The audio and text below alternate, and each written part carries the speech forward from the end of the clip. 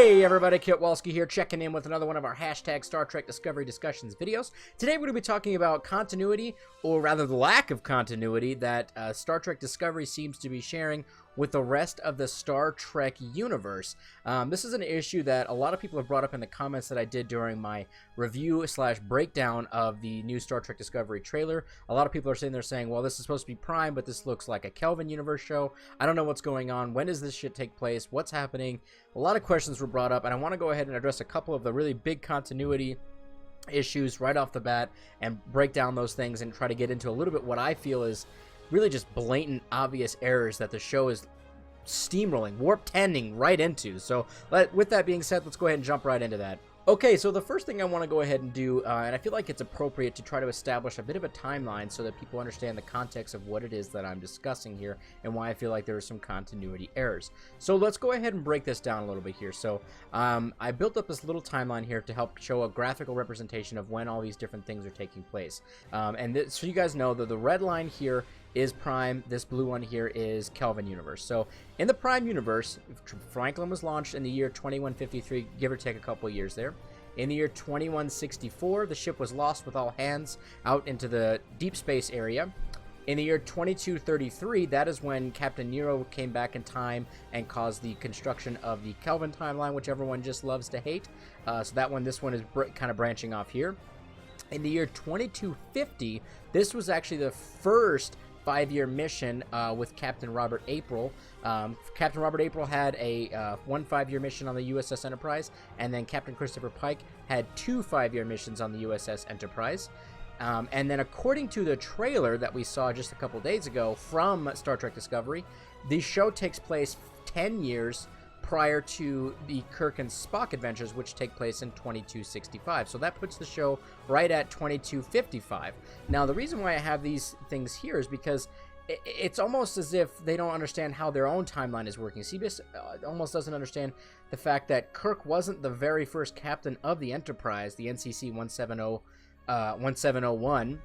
He was not the very first captain of it. And again, like I said, Robert April, and then, of course, Captain Christopher Pike was during this period of time from 2250 to 2265. So this establishes a bit of a timeline base so that you guys understand the context of the next couple of issues that I have with the show that we're seeing so far. So keep this graphic in mind, and then let's go ahead and jump right into the very first biggest issue that we saw from the trailer. Okay, so the first thing that we saw in the trailer where it says 10 years before Kirk, Spock, and the Enterprise, which is already just so stupid, because like I just said, Kirk wasn't the first captain of the NCC 1701. Even if you don't even want to include Robert April, because for whatever reason you don't even want to include him, fine, I don't even care.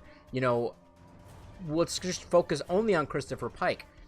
So we know for a fact that Christopher Pike was in command of the Enterprise prior to Kirk taking control. And we also know that Spock was his first officer. Spock served on the Enterprise prior to serving with Captain Kirk, and he actually participated in the first 2 5-year missions with Captain Christopher Pike. Even if you didn't even want to say Christopher Pike had 2 5 years, even if he just had 1 5-year, it doesn't make a difference, because Spock is on the Enterprise exists, it's just not with Kirk. So the line saying that it's 10 years before Kirk, Spock, and the Enterprise, that doesn't even make any sense. Is it before Kirk and Spock and the Enterprise together? Is it before Kirk taking control of the Enterprise? Is it before Spock was on the Enterprise? Or is it before the Enterprise even existed? They're not even talking about any of those things. They just threw that line out there because it's just trying to establish a baseline of their timeline. But it seems like CBS and the showrunners don't even understand their own continuity and their own timelines. It just makes no damn sense to me, and it just blows my mind how much of an obvious error this is that they could have easily avoided. They could have easily avoided any of this stuff. So I don't understand what the hell's going on with that timeline piece. I feel like they forgot that Christopher Pike was a person, and that there was only Captain Kirk on the Enterprise with Spock, and that was it. That there was nothing before then. That they launched the Enterprise with Kirk, and that was it. I feel like they just said, fuck it, forget continuity, forget what happened before the TOS show, nobody gives a shit, we're just going to do whatever we want, which is just a big fuck you to the fans, really. Okay, so the next thing I want to talk about is the uniforms. Now, I don't like the way that the Discovery uniforms look. I said that during my review that I had the other day of the trailer breakdown, but I did want to go ahead and showcase this right here. These two uniforms look pretty similar, right? Well, wrong. The one on the right is from Star Trek Beyond. That's Captain Kirk, Beyond Kirk, who's wearing this rugged, all-terrain, futuristic version of, you know, like a Starfleet captain's cool, rugged jacket. And then on the left we have Sonequa Martin Green's character, Michael Burnham, wearing the Starfleet uniform of the year 2255. Now, these uniforms look surprisingly similar, don't they? Well, they shouldn't, because Beyond Kirk is in a completely different universe. He doesn't even exist where Sonequa Martin Green's character is supposed to be. Now, is it possible that the same designer existed in both timelines and came out with the exact same uniform, similar uniforms, I should say, and that's why they look kind of the same? Yeah, I guess so. But in my opinion, this is just lazy. I feel like CBS is simply just trying to capitalize on the visual style of the Kelvin Timeline Universe films to try to connect to a much wider audience, but in doing so, they're creating these bizarre continuity errors just with the way that these uniforms look. It makes no sense why these uniforms look anywhere close to each other. So I don't know. I don't know what the hell they're thinking with this. It just makes no sense to me. I mean, other than the fact, like I said, that they're just simply trying to say, look, this is kind of the same thing, right? Big audience, come watch the show. You guys saw the movie, right? Come watch the show. It looks kind of the same. It's maybe the same thing.